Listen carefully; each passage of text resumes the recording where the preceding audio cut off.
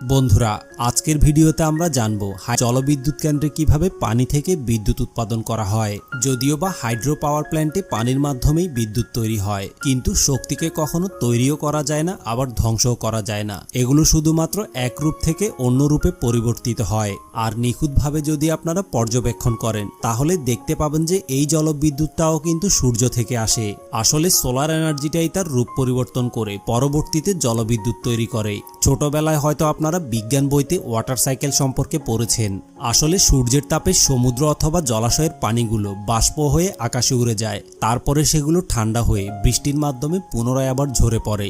আর এই পানিগুলোই বিভিন্ন জায়গায় বরফের পাহাড় হয়ে জমা হয়ে থাকে এবং পরবর্তীতে নদী অথবা জলাশয়ের মাধ্যমে পুনরায় আবার সমুদ্রে ফিরে আসে। এভাবে করে অনবরত চলতে থাকা সাইকেলটা শুধুমাত্র সূর্যের উত্তাপের কারণেই হয় এবং এই জন্যই আপনারা নদীগুলোতে কন্টিনিউয়াস নদীর স্রোত দেখতে পান।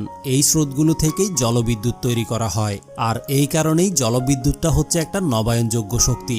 তবে বাতাসের ঘনত্ব কম থাকার কারণে আমরা যখন ওয়াইন্ড মিলের মাধ্যমে বিদ্যুৎ উৎপাদন করি তখন ওই বিদ্যুৎগুলোর কার্যকারিতা কম থাকে, কিন্তু অন্যদিকে পানির ঘনত্ব অনেক বেশি থাকার কারণে পানির স্রোতকে কাজে লাগিয়ে যদি বিদ্যুৎ উৎপাদন করা হয় তখন এই জিনিসটা ওয়াইন্ড মিলের চেয়ে অনেক বেশি কার্যকরী হয়। এর পাশাপাশি পানির মাধ্যমে বিদ্যুৎ উৎপাদন করাও অনেক বেশি সহজ। আপনাদের হয়তো মনে হতে পারে যে বড় বড় ড্যামের মধ্যে যে রিজার্ভার থাকে সেখানে পানি জমিয়ে পরবর্তীতে পানিগুলোকে আস্তে আস্তে ছেড়ে টারবাইন ঘুরিয়ে বিদ্যুৎ উৎপাদন করা হয়। যদিও বা ব্যাপারটা সঠিক, কিন্তু পুরোপুরি সঠিক নয়।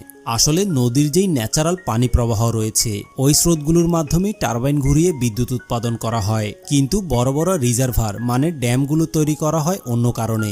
যেমন কি কোনো সময় যদি নদীগুলোতে পানির অভাব দেখা দেয় অথবা গরমের কারণে নদীগুলো শুকিয়ে যায়, তখন ড্যামের মধ্যে থাকা জমানো পানিগুলো দিয়ে কন্টিনিউয়াসলি বিদ্যুৎ উৎপাদন করা হয়। তার মানে হচ্ছে বিশাল বিশাল জলাধারগুলো একটা ব্যাকআপ হিসেবে কাজ করে, অথবা ড্যামগুলোকে আপনারা জলবিদ্যুৎ কেন্দ্রের ব্যাটারিও মনে করতে পারেন।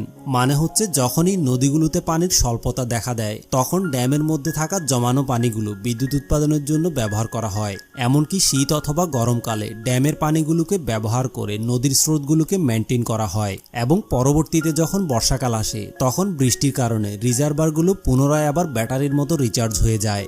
আর রিজার্ভারগুলোতে পানির পরিমাণ যত বেশি হবে সেখানকার ওয়াটার প্রেশারও তত বেশি থাকবে এবং ওয়াটার প্রেশার যত বেশি হবে সেখানে তত বেশি পরিমাণে এনার্জি তৈরি করা যাবে। আর এই জন্যই সবগুলো নদীতে জলবিদ্যুৎ কেন্দ্র তৈরি করা যায় না, কারণ শুধুমাত্র ড্যাম তৈরি করেই জলবিদ্যুৎ উৎপাদন করা যায় না। এর পাশাপাশি নদীর যে পানির উৎস এবং প্রাকৃতিক স্রোত রয়েছে ওই জায়গার মধ্যে এই জিনিসগুলোও সঠিক পরিমাণে থাকতে হবে। এরপরে পানিগুলোকে একটা টারবাইনের মধ্যে